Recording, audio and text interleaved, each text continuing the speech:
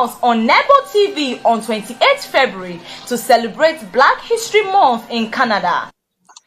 Black History Month is a time to also strengthen our resolve and our commitment to fight racial discrimination and intolerance in all its forms within communities across Ontario. I honor those who raise awareness of inequities and injustices committed against the Black community, both past and present. Right here in Etobicoke Centre, we have a wonderfully diverse community. It is absolutely critical that we care for one another, support and help each other, no matter where you come from or the color of your skin. And I've seen that throughout the pandemic.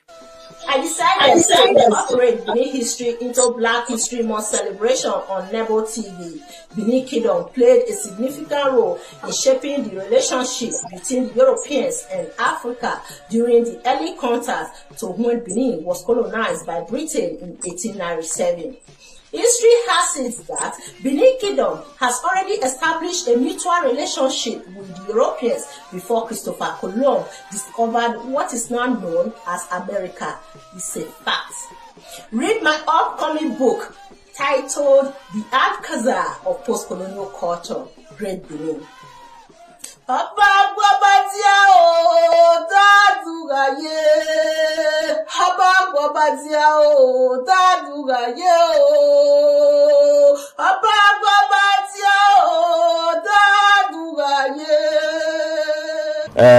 These old eras transcended into Orughu, being asked to go and learn more of the ways and practices of the Portuguese and bring their technology, their advancement, their ideas to Benin. One should also note that we are not saying that the Benins were not civilized before the coming of the Portuguese missionaries. That means all through the ranks of Benin, right from the Ogisoship era down to the present Oba dynasty, we have always been civilized people. The Europeans, the Portuguese, didn't bring civilizations to us, as a matter of fact. But however, they played a remarkable role in enhancing the growth of the civilization they met already. So the relationship between the Portuguese and the Benin transcended beyond just trading, as I have outlined. It went into establishment of embassy because there were interest of the Benins in Portugal and there was interest of Portugal in Benin. These are accumulated effort. Hello, I want to say Happy Black History Month to the African diaspora, and I also want to take this time to remember my ancestors. I'm going to share a little bit of my genealogy. I am 32% Nigerian, and I am proud to say that I am an African woman. And it's a song that we sing here in America during the Civil Rights Movement. My singing is not the best, but I'm going to sing what it might have sounded like. Oh, freedom, oh, freedom, oh, freedom over me. And before I be a slave, I'll be buried in my grave and go home to my Lord and be free.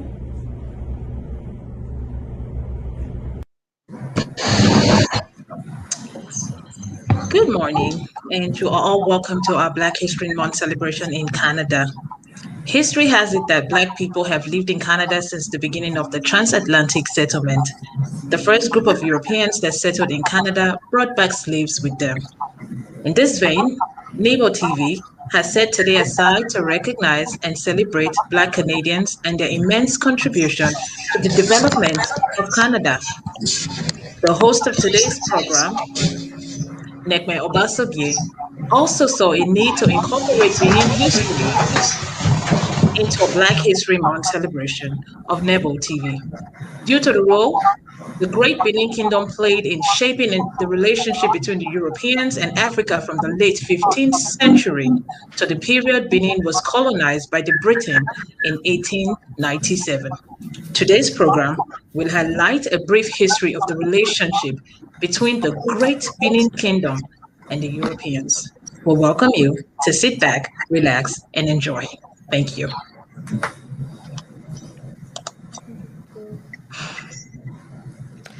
So today we're here to celebrate Black History Month in Canada. We have with us in the studio today a community activist living in the city of Brampton, Idris Orughu. He's here to present the history of Black Canadians. You are welcome to the program today, Idris.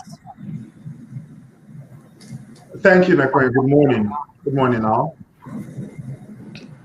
Okay, thank you. Good morning, everyone. Happy Black History Month. We recognize it's the last day. Nevertheless, happy Black History to everybody. My take on Black History Month and what I want people to understand, it's not only highlighting the experiences of Blacks in Canada and all over the world, it also gives us time to think about, to reflect about, to learn from our past, recognize our present, and boldly dream of an unlimited future that we all have ahead of us. It is known that the first Black man, Black person recognized in Canada was in the early 1600s by a navigator, an interpreter known as Matthew da Costa. Now, why are all of these things important?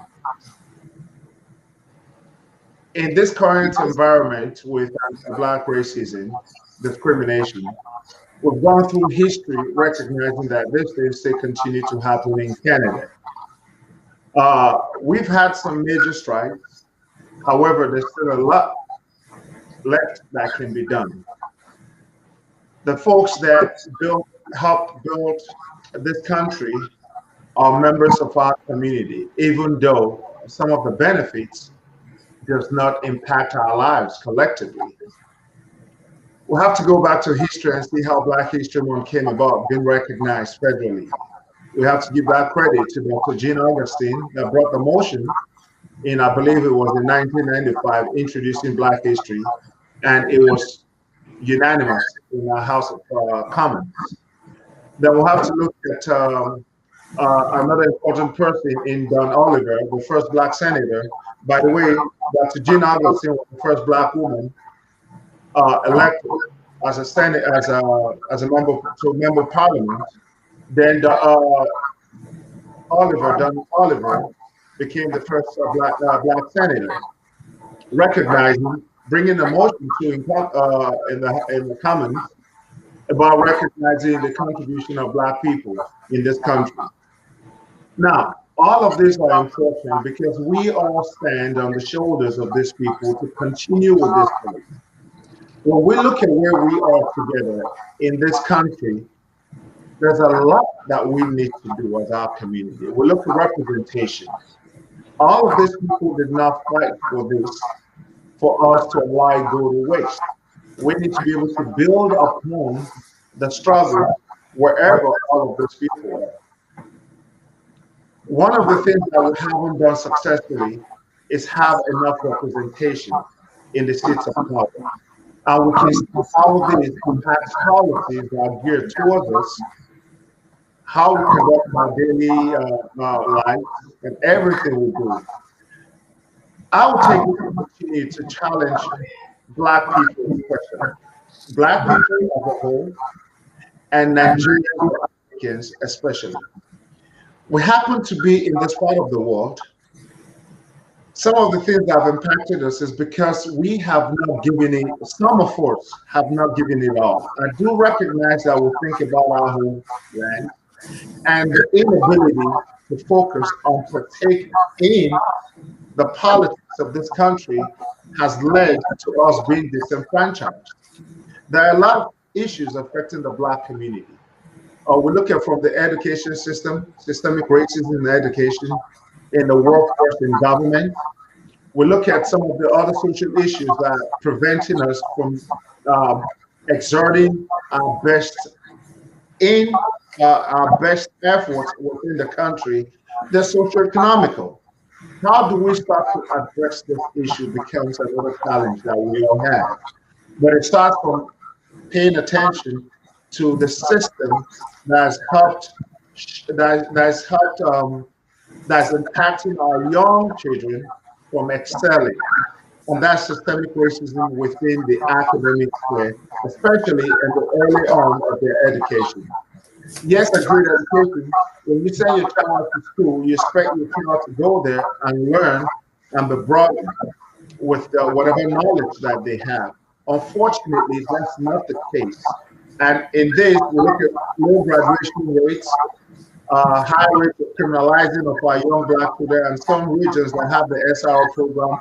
All of these are added pressure to a lot of our young black students, and it does impact graduation rates.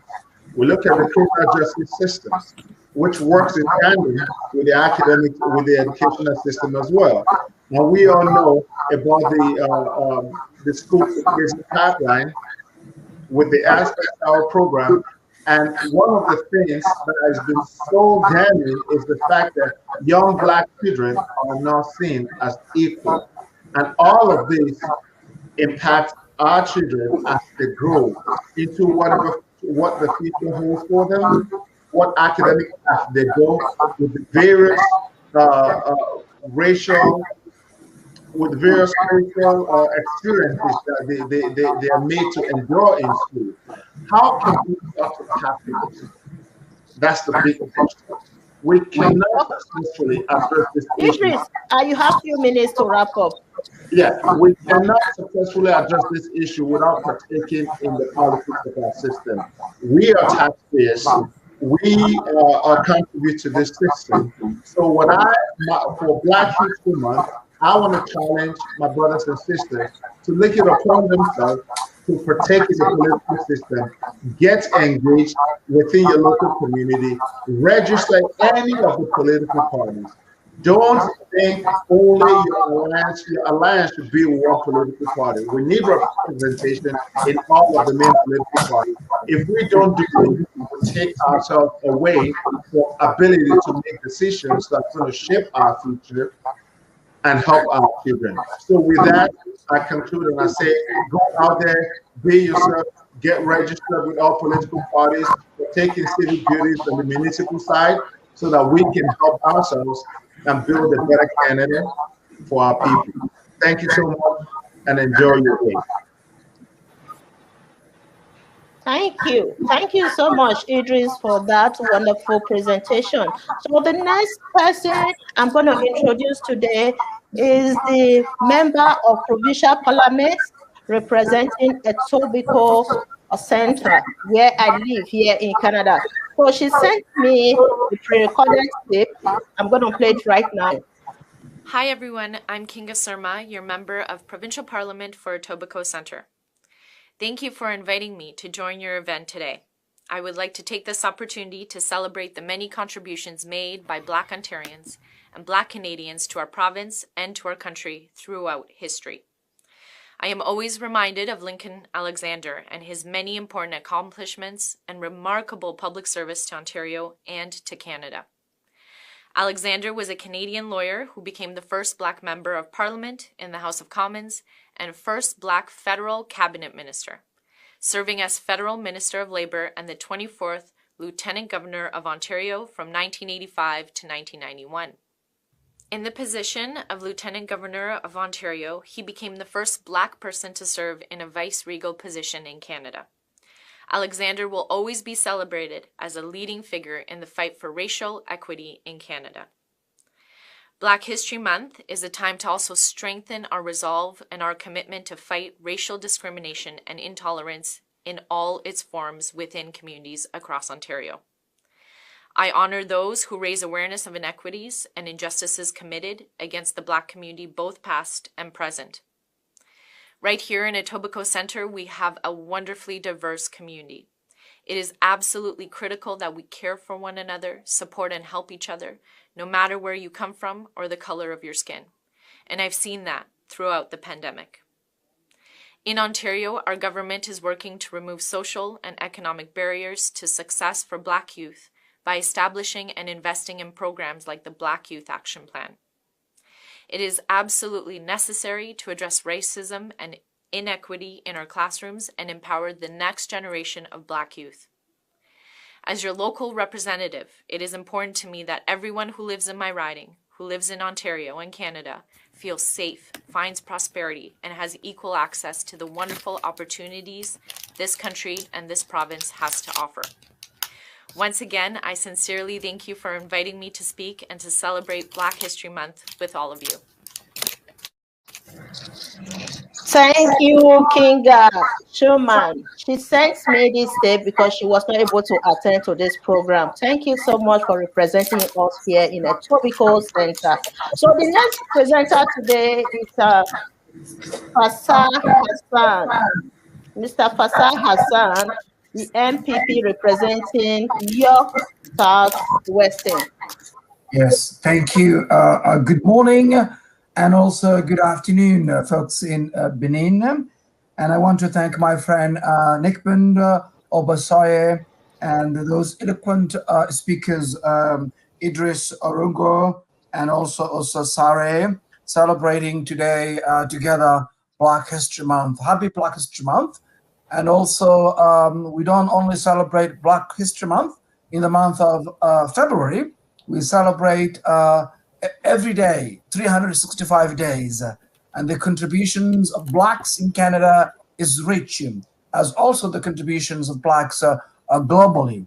I want also to remember and reflect a woman who was the first woman elected as the Ontario Member Provincial Parliament, Zanana Akende, who was also a cabinet member of the Bobre government in 1990. And that's also her contributions is richer in this province.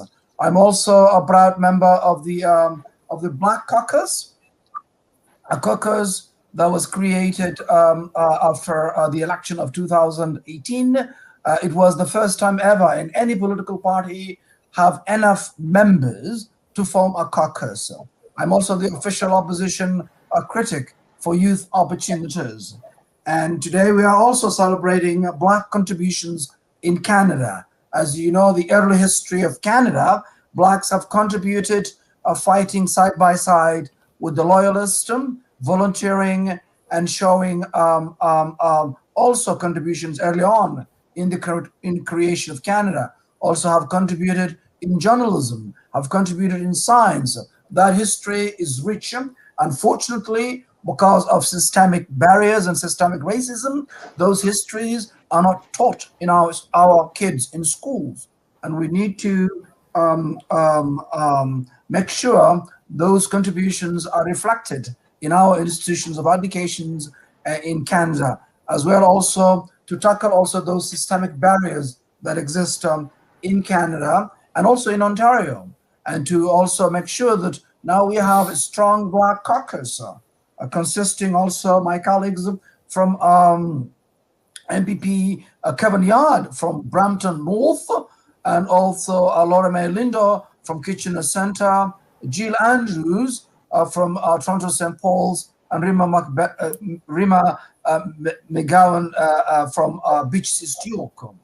And myself also, Faisal Hassan, a member from the York Southwestern Great Riding, and I'm also the first ever Black elected provincially from this, and also first African born in Africa who's also elected at the Ontario legislature. I am proud of these achievements, but also there are many issues that need to be addressed, and we need to work together. As also Idris said, you have to be able to organize and able to know who's representing you and what the works they're doing. And the Black Caucus have now a mandate because our leader, Andrew Horvath, have also made that commitment because you, the community, have asked the formation of a Black Caucus. So we can look at the issues affecting the community from all angles and also every lenses from justice, education, economy, and also every issues that affect the community. And every bill that is introduced in the legislature, we need also to look the issue of equity and also the lenses of how it affects the Black community. I think the next election, we hope that we will also increase our membership, the Black Caucus, more than 5 people, and hopefully that we could also retain our seats and also bring more members of the community at the Ontario legislature. We know also the contributions of Benin and Africa to also the world, and that also has been documented very well. And Africans were also very instrumental of liberating France from the Nazis, and also Great Britain and much of Western world. And that's also our contributions that we should be celebrating, and also should be also taught in schools. Not only when we celebrate Remembrance Day, we don't hear those contributions, because those the liberating France were part of the colonial forces, but they were Africans who died and fought for liberation of France and many parts of Western Europe. That too is also our history, and have contributing today what we call the liberty and freedom of much of the Western world. That too is also our rich and proud history of ours. I know that this program, I don't want to take much of your time, but I want also to thank the work also NEBO TV is doing. And I bring also greetings from the entire official opposition, and also leader Andrea Harvard, to this occasion to celebrate with you the end of February, but also the continuation of the contributions of the Black Canadians and Blacks in general globally. And to that, I also want also, if you live my riding of York Southwestern, my office also is located at 1965. My office is here to help you. And I can be also reached fhassan-co@ndp.on.ca. Thank you for having me, my friend Nekpen. I know you do a fantastic job. You took the time to come here to interview me when I was elected, and we are proud of also the work that you're doing, and also the work that NEBO TV is doing on behalf of the African community. Thank you once again, and happy Black History Month.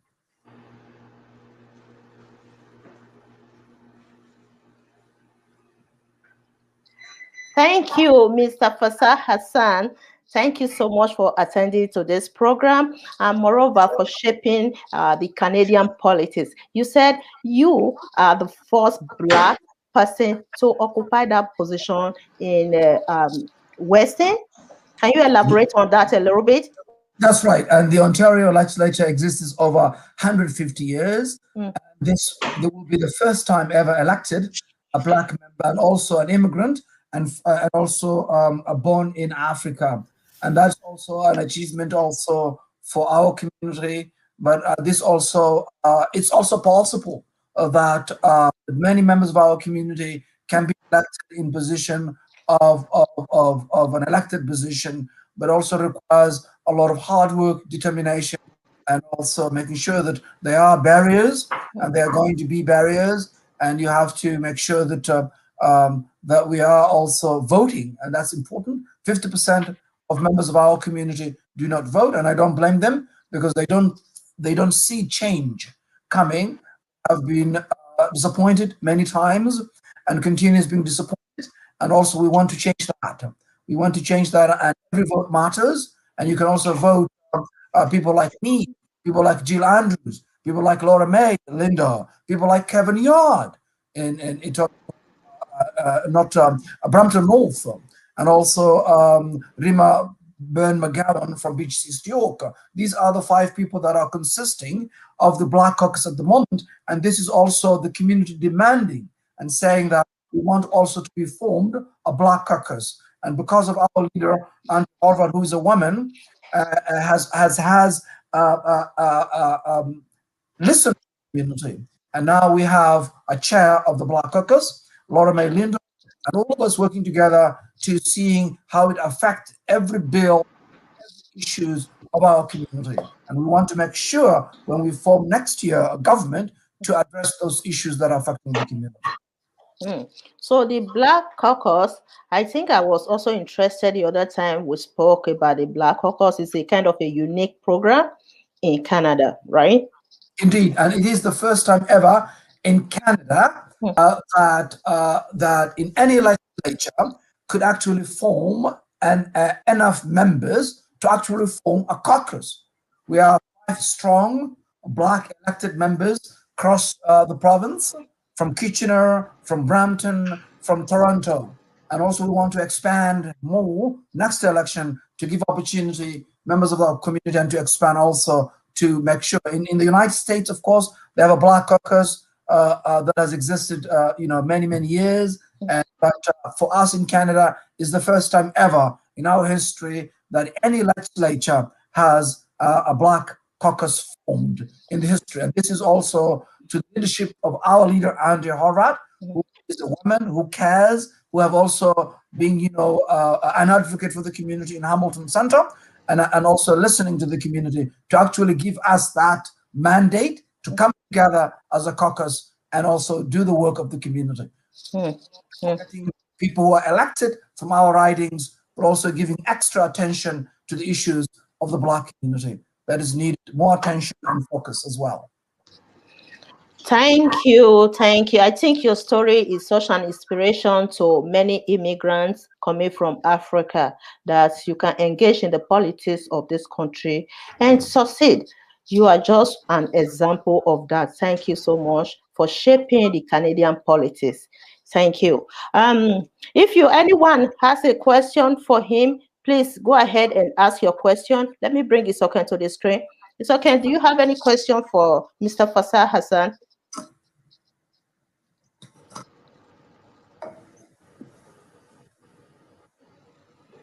Oh, unmute yourself if you can hear me. Okay, go ahead. Hello? So okay, I'm just can trying you hear to. Yes, can you all hear me? Yeah, I can hear you now. Go Can ahead. you hear me? Yes. I have. Okay. Good morning, good afternoon, good evening, wherever you're watching from. Yes, I can hear you. You can hear me. Okay, great.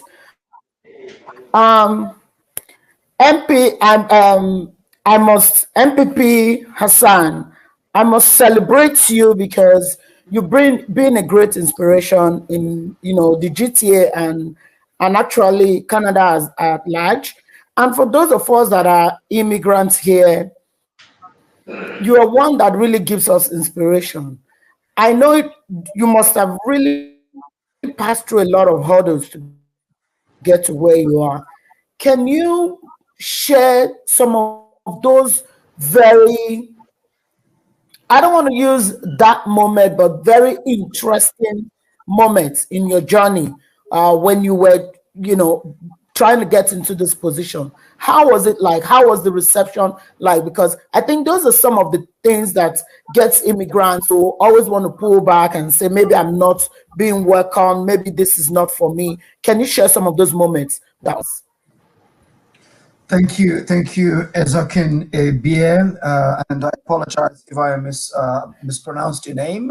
Yes, it is so much barriers. MPP Hassan, I'm not sure if you heard my question. Yes, he heard. Yes, I heard you. I heard your question. Yes, thank you. I heard your question, and yes, your question is the moments that was challenging for the journey of me being elected as the member of provincial parliament. Is that correct? Yes. Yes, and I think when I immigrated to Canada, I settled the city of Winnipeg from Manitoba, which is the province west of Ontario. And there, when I finished my university from the University of Winnipeg, it was very difficult to get jobs there because we had a conservative government, headed government then. And I got involved early on in the student movement and also in the community in which I have lived in terms of participated a couple of elections, volunteering and so forth. And from there, when I got a job here in Toronto, I moved here and I settled here where I live here in Boston. And then I lived here for 22 years now, prior to moving from Manitoba. And when my contract ended, I wanted to go back to Manitoba, but I saw an ad which states that supporting and helping those who are homeless and at risk of homeless. And mainly these people were mainly immigrants from Africa. And I said to myself, well, while you were in Rome, my teenage years, Italy, I was homeless for 8 months. And I said, now maybe it's a time for you to contribute, in a meaningful way. So the job was just a part-time for 2 days with the United Way. And that organization that I was working was based on Davisville and Young, if you know, in Toronto. And when I arrived there, I noticed the challenges and the obstacles that people who are homeless are facing.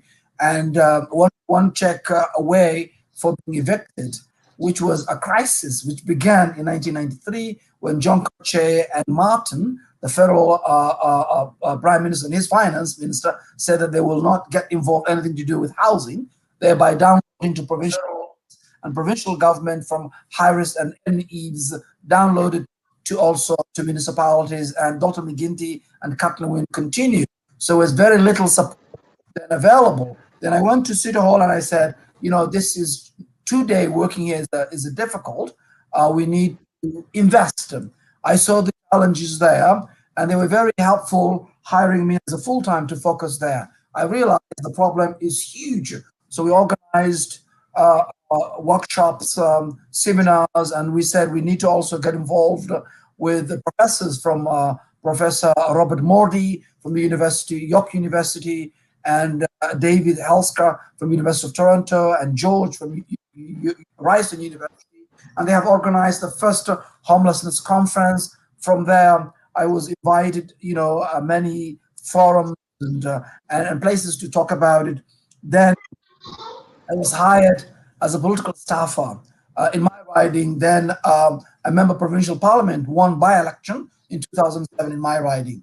So I was there working at his office, and because he had a lot of housing issues, so I was brought in to help with that. From there, within 8 months, he lost the election in the general election. It was very difficult to continue the work he was elected. So he lost the general election, and I realized that 8 months how much help I have contributed in the community. This is also in my community in which I live. So I continued organizing, in the Riding Association of the NDP Riding Association in York South-Western, and every time I was working behind the scene, continuing to help. Every elections that member runs. He ran again in 2011, again also 2014. He ran also twice, also 2007, the by-election, and also the general election. He ran also city council and so on. So I was trying to make sure that we help that member.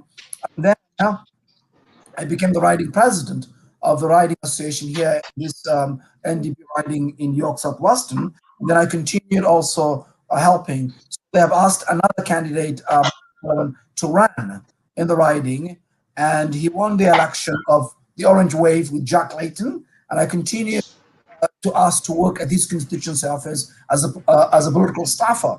So I continue to work. No one asks me to run. And I've also asked one time that I put my name, someone puts my name forward, and no one will do it. And then I put my name forward myself. And then I said that I'm going to run the neighboring riding of Etobicoke North as member of parliament from a seat from the House of Commons. And that I ran 2015. I lost it. And I think it was a community that I did not know me that well, because York South-Western, I've lived here for 22 years. So then I realized here is the place I should run. So, and then in 2017, I declared to run for a provincial seat on the election coming 2018. Also, I got a challenge. No one really encouraged him, but there were a few people who also whispered, trying to, not publicly, but privately, saying that they will help me. But there were others who were saying it, what this black man wants, no one will elect him, we're going to lose the seat, no one will vote for him. And you see all those things that comes to your mind. And it was very difficult and challenging. And me, and eventually we pulled through because I knew, and what also motivated me, I worked in 2016 with Andrea Horvat. I was her special assistant in a short period of time. And working with Andrea, I get to know her very well. She cares our community and she's committed bringing change. I said, this is an opportunity to support Andrea, and whatever obstacles and challenges you're facing from within your own team that you have worked with before, it's worth it. So that gives me also determination, knowing the leader, firsthand, having her as an special assistant, traveling with her, working with her in 24 hours in a close period of time. That helped me also to get know more better my leader, Andrea Horvath. So also that gave me a motivation to do that. And the community came out on the general election. I know one rally that Andrea came the last day of the election, over 1,000 people showed up our rally for a day before the election. So that was a memorable election we had. And I'm glad those obstacles and those negatives people have said that I put my name forward and ran. So now everything is history. And now we can tell every Black person they can also do the same things. There will be challenges. There will be difficult obstacles that you will face. You will be told that you cannot raise money. No one will not vote for you. So there's also a sacrifice because if you have young children, usually it's very difficult. But I think I will say that giving your community a voice, you have to fight and also understand those who are naysayers that will discourage you. But to me, I think I realized that that was a fight, but I think I did the right thing for standing up and making sure if others are not asking you, they recognize your talent, but might not ask you to run.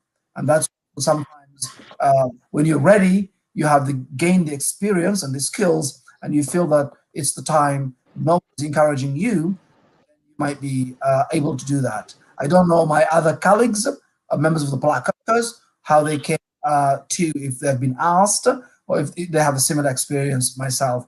But this is also my experience as well. It helped me because I was a political staffer. I was also special assistant to the leader. It gave me also some skills of organizing and ability to do things in different way while you have challenges that are internal, and looking also options for external as well to bring new people to help you win the election. And that's, I think, a nutshell of how I get involved. It was such a journey, sir. When you were speaking, I took one thing from your speech. Here in Canada, there are some cases whereby when you are applying for certain position, certain program, people will tell you, you're a Black person. They're not going to give you, offer you this program. They're not going to accept you. I keep hearing that over and over again in Canada. Whatever we are doing in Canada, and don't listen to naysayers, don't listen to people who will bring you down, don't listen to people who will tell you that because you have this black skin, it's impossible for you in Canada. Canada is a land of opportunity. A land of opportunity. It happened to me when I was in school. People told me that because I'm a Black person, they're not going to offer me Masters of Social Work. I end up applying for that program, and they offered me the program at York University.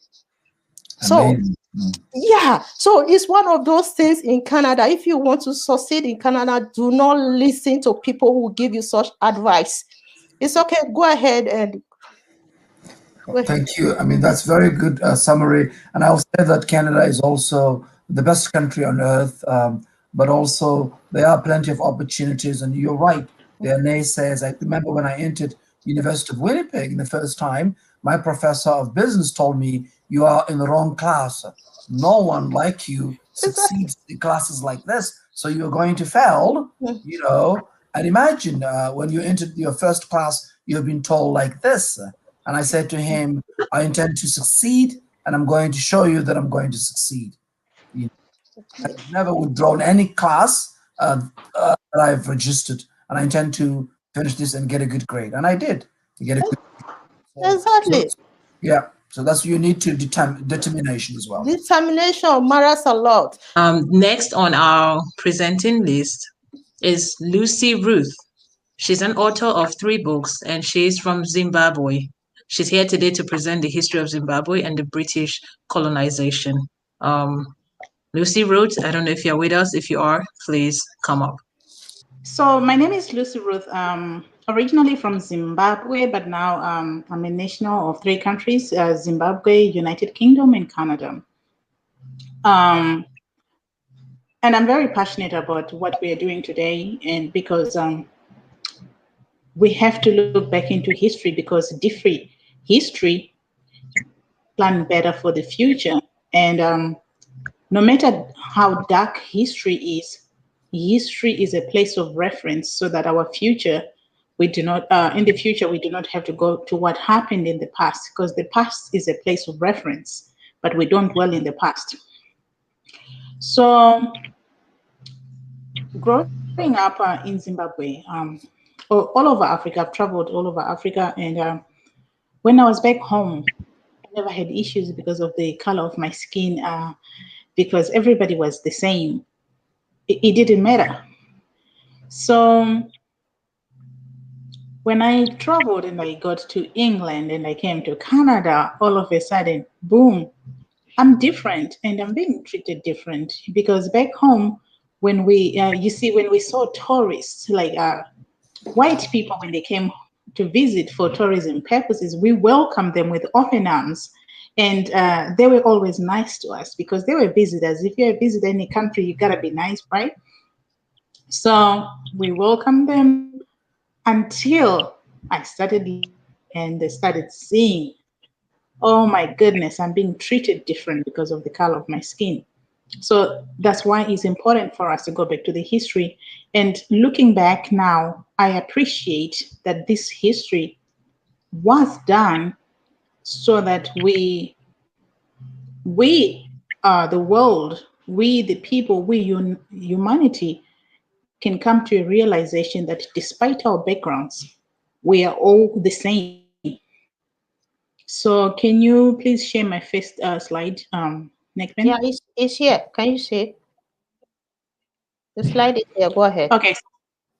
So my presentation today is about the Zimbabwe and the British colonization.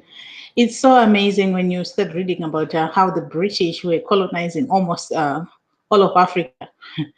They played a role in Zimbabwe. They played a role, and I was also reading about Nigeria. So that's why you find that when Zimbabwe finally got their independence, even the Nigerian Prime Minister came to Zimbabwe, because we were all, the whole region, the whole African SADC and a lot of other countries were under the colonization of the United Kingdom, of the British people. So can I have my next slide, please?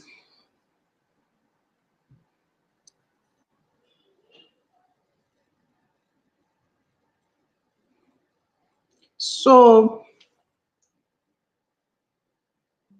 okay, so many of you have heard about the word Zimbabwe. Zimbabwe means house of stone. So Zimbabwe, in Zimbabwe, we have a place called the Great Zimbabwe, and it's a house that was built with men in the old days. They didn't have equipment, but they built this house with just stones. So it's actually a historical site. So Zimbabwe comes from the Great Zimbabwe. Zimbabwe means house of stone. That's why there's a picture there with the stones, because we are the house of stone. And I was talking to somebody yesterday, and they said, you know what? We've been given, Zimbabwe is a house of stone for real, because despite all the sanctions and despite everything that has happened in Zimbabwe, we're still standing. So we are truly a house of stone, not easily breakable. So Zimbabwe, before it became Zimbabwe, it used to be called Southern Rhodesia. The colonial history of Southern Rhodesia is considered to be a time period from the British government's establishment of the government of Southern Rhodesia on October 1, 1925, to Prime Minister Ian Smith and unilateral declaration of independence in 1965. The territory of Southern Rhodesia was originally to as south as Zambezia, but the name Rhodesia came into use in 1853. So before Zimbabwe, before the people that colonized us came to Africa, we had a name, and we were referred to South as Zambezia. But then when they came, they chose a name for themselves, and they said, okay, we were to be Southern Rhodesia. Can I have the next one, please?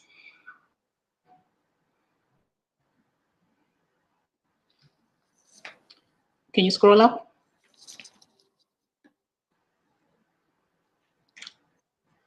So we go, and when you go on the next slide, so it says, the journey matters as much as the destination. So the journey to our freedom was not an easy road. It was fought, and our ancestors, they did not fight with guns like what they do nowadays with wars. They fought with bare hands. Arrows were used.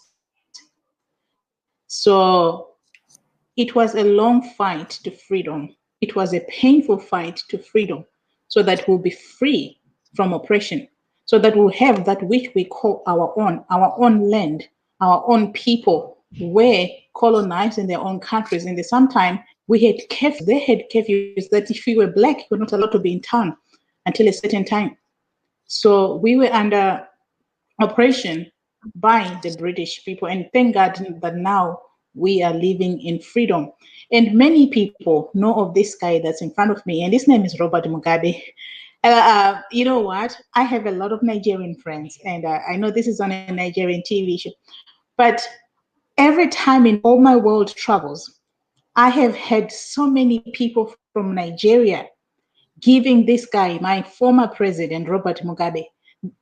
I have never seen a country that gives so much reference and respect to Mugabe.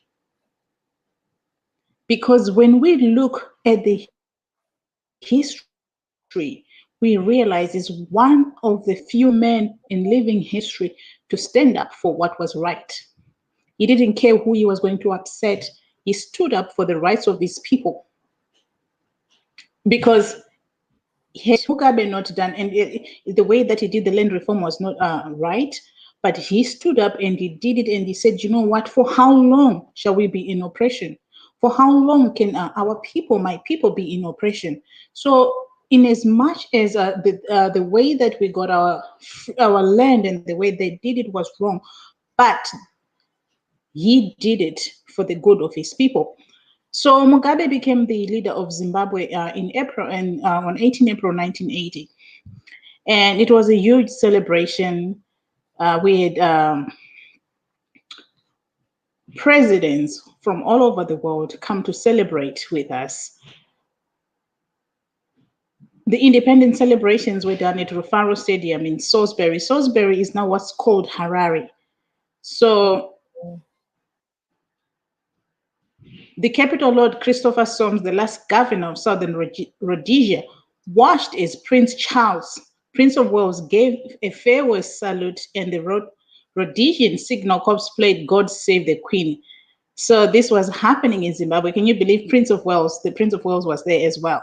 So many foreign dignitaries attended, including Prime Minister Indira Gandhi of India, President Shehu Shagari of Nigeria. Yes. That goes back to our long relationship with Zimbabwe and Nigeria.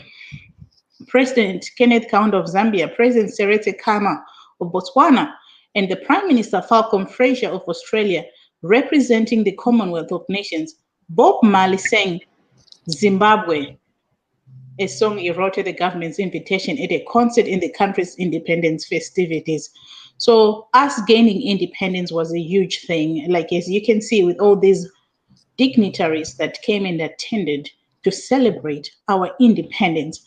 So the reason why we refer to this history is everything that we do, even to this day, goes back to history. So we must continue to go back to our history. We must continue to teach our children. We must continue to teach the next generation that what happens in history that does not define us, because we are resilient. We have to keep moving forward. We have to keep fighting for our rights until there comes a day when we are totally free. It's still a long way to go. We are still fighting. We're still fighting racism. We're still fighting for a lot of rights. But we look at the past and where we've come from, because the past and the history is a place of reference so that whatever happened in the past does not happen in the future. Thank you all. Because the same thing happened in Benin, either good or bad. They came, they corrupted the original name of the land to Benin, and today officially the land is called Benin. So the same thing happened in Zimbabwe, that the colonial people came and imposed and renamed most of African societies. Even Nigeria was named by the Europeans who colonized us. So they came, they brought their name, they brought their religion, they brought their education, everything, and imposed it on us, even rename African societies. Yes.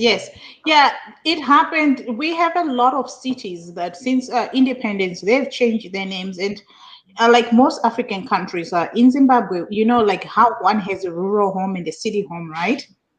Like where I come from a place called Chivu now. But when we were under colonization, they changed the name and they called it Incledon. So they changed a lot of cities to English names. Yes. And whilst they were doing that, they were also trading and taking away our resources. They were taking away our minerals.